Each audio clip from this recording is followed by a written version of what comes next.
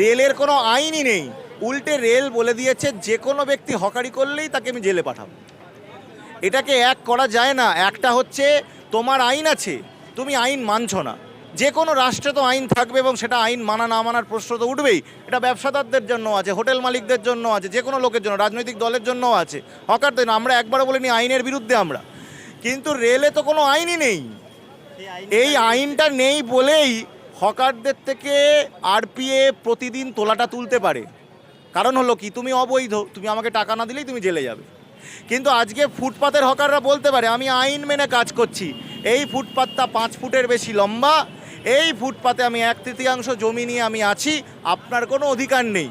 সেই হকার যদি হাইকোর্টে যায়, সেই হকারকে কিন্তু রিহ্যাবিলিটেট করতে রাজ্য সরকার বাধ্য। কিন্তু রেলের কোনো হকারকে রিহ্যাবিলিটেট করতে রেল বাধ্য নয়, কারণ সে আইন তাদের নেই।